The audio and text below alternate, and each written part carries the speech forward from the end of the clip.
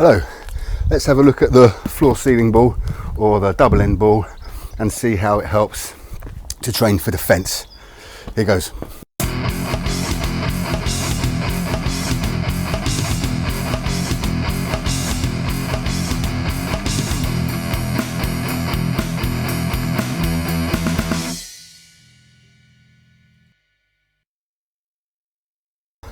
About a year ago I made a video about using the floor ceiling ball, sometimes called double end bag or double end ball. I call it a floor ceiling ball because it's a ball, it's not a bag, and that's what I'm used to. The video, I won't put a link to it because it's really long. About the third video I made and it's not very good. And rather than make a similar video of the same sort of length, I'm just going to make a few videos that talk about different aspects of using it, because people definitely don't like videos that are too long on YouTube. Still my favourite bit of equipment to use. It's cheap, you can hang it more easily than a punch bag, and there's so much you can do with it. You can't hit it as hard, it won't train you to hit with power as much as a heavy bag, although a heavy bag doesn't necessarily do that anyway, but it's definitely better for movement.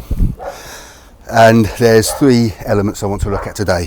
First is moving with it, second is avoiding it, and the third is parrying it. When you're moving away from it to evade it, the basic thing is of course to hit it and then slip, maybe duck. I find I'm more likely to do that if it's going in a circular pattern. One thing to note with this, sometimes when it swings around on video it looks as though you're ducking right beneath it when you're really out of its reach, but the motion's the same and you're ducking the trajectory of the ball, so it's still useful. Mostly you want to keep your guard up.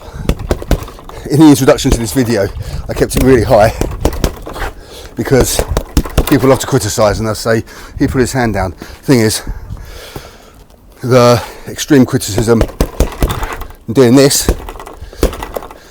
doesn't really apply outside of boxing as much, because you might want to look for knees, there's a lot of reasons, the feet, or you might be ready to grab in case they come in for a takedown.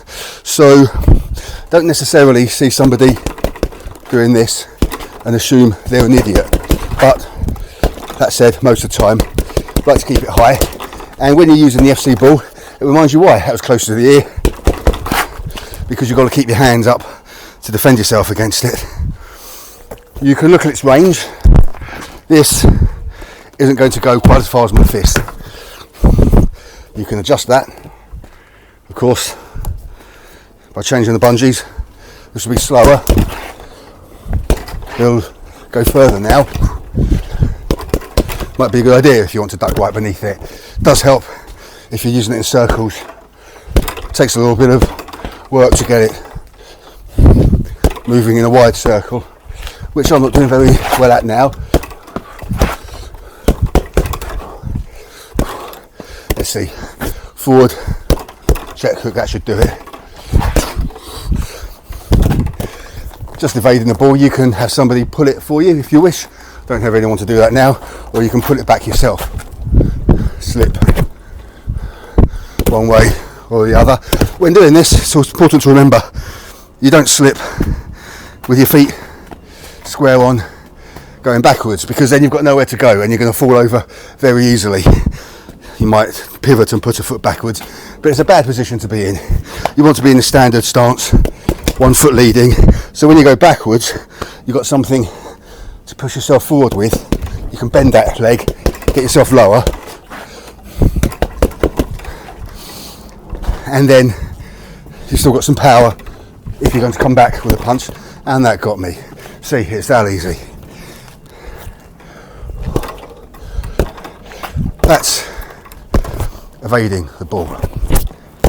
Now, so that's out of sequence already, doesn't really matter, it's all pretty much the same principle. Now just moving with it. Now I find having the ball moving in a pendulum like motion encourages me to do so. So sometimes it's good you just get it back, going back and forth, mimic its movement, and it encourages you to move with it. Let's speed it up again.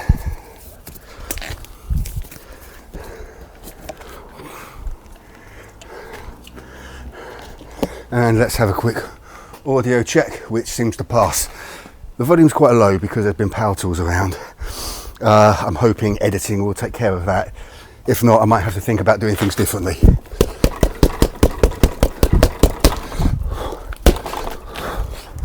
So here, there's not much danger of it hitting me, but I'm moving with it. Even though I'm not evading it. There I was. Good way to start off is just give it a good left. This is evading, this is slipping, and then slip one way, then the other way.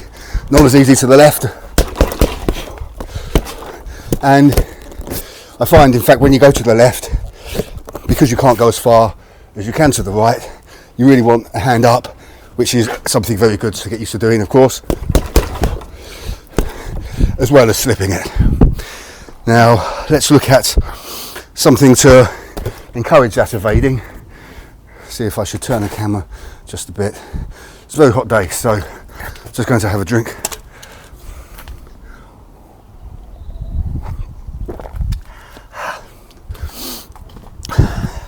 There's a lot of different training methods where somebody will tell you to go against the wall, and that can be useful because you can't step backwards anymore.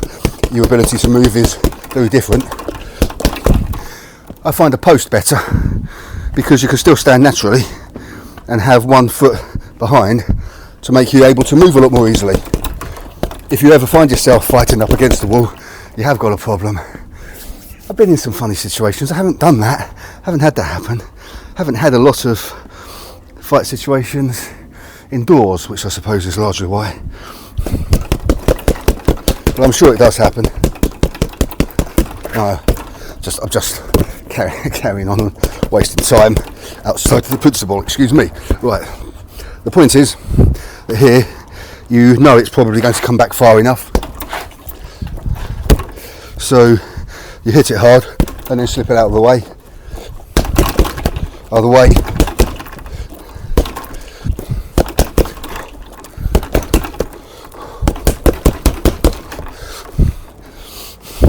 I'm not saying this simulates somebody attacking you, and to train for defence you really want somebody throwing punches at you and you want to evade them or parry them, but you can't always do that. You don't always have the choice. I very rarely have a chance to train with anyone else. There's some clubs around here. I contacted an old Shotokan club recently, and I'd have been one of the few people there above the age of 10. That's not going to help me very much. There's a MMA club in the next town. 5 miles to get into town, 5 miles to drive to it. By the time I get there, my schedule just doesn't make it easy to do that. So if you're like me and you find it difficult to train with other people, FC ball is vital to you, and it will certainly stop any habit you might develop of standing at a bag, being fairly stationary and hitting it. Although you've got to be careful with these, because I find I have a horrible habit at times of doing this. So I've got no guard, should be more like that, and I'm waiting for the ball to come to me, almost letting it bounce off my fist rather than punching it, and that's not going to do a lot of good. So you've got to make sure you're moving and you're throwing good punches. It's funny, it's got all 4 sides you can access it from, but in some ways it's harder to throw a hook on one of these. I find that. It can be quite good though to send it out and get it with a check hook on the way back, but it's not really as close as that would be. So it's not perfect, but it's never perfect when you're trying to simulate combat without another combatant. Right, done lots of moving with it and talked about how to evade it. Last thing I want to talk about is parrying it, and you do definitely get drills. In fact, good old Bass Rutten had one on his channel recently where you stand up against the wall and you parry blows coming at you quite fast from somebody else, because it gets you used to intercepting blows and having the movement close to you without flinching. This is close to it, I've still got one foot back that you couldn't do against the wall.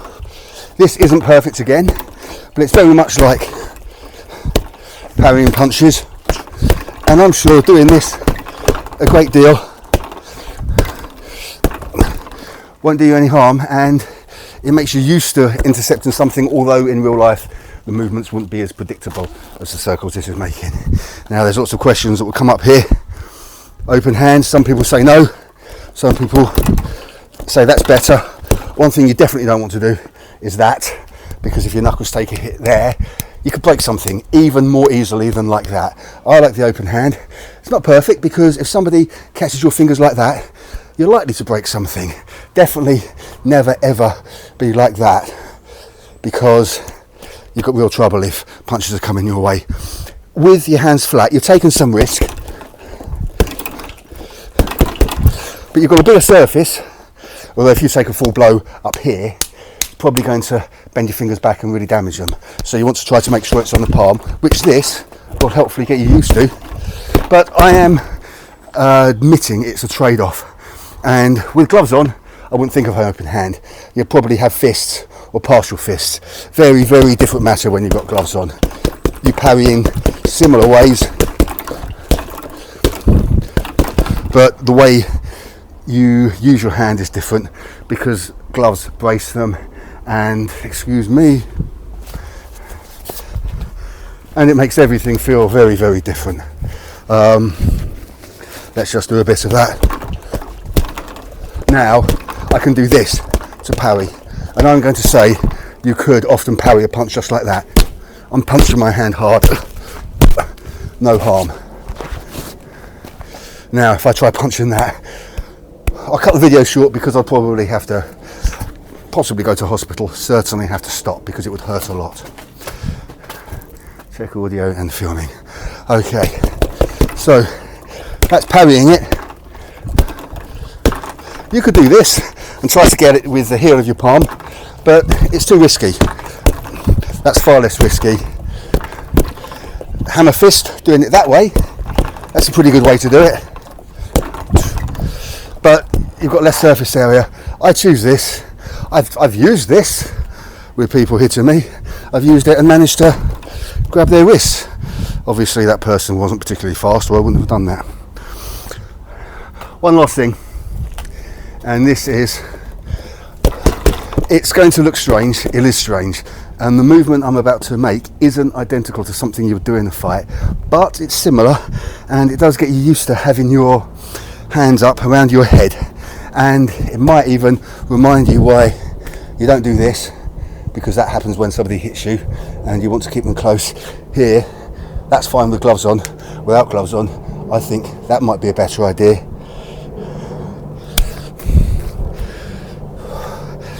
It's a toss-up, because you can take damage holding it like this, especially if people get your knuckles there. If you're doing it like this, you might want them to punch you right there, because it might do damage to them. But it's a very different matter without gloves on. Very different. You'd probably be closer and worried more about your face most of the time, because if you're being attacked without gloves on, cuts are going to be quite nasty. Anyway, let's see.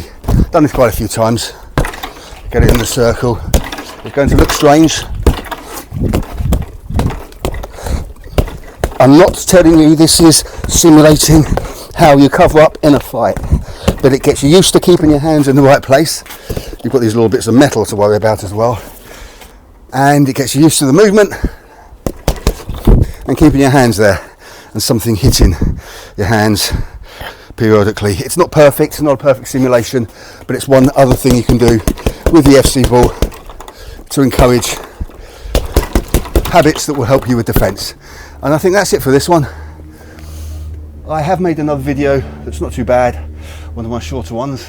Oh, a large red kite in the distance. If I turn the camera around, it will go.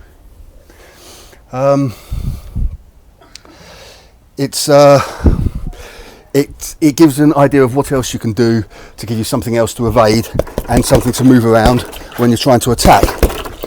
And if you'd like to watch that video, please click here, and here's a link for another video that I'm about to make, and it will tell you how to make the FC ball a little bit more dangerous, a little bit more offensive, so you've got more to think about when you're trying to evade it or defend against it. And you could click here or here, depending on how YouTube works for that.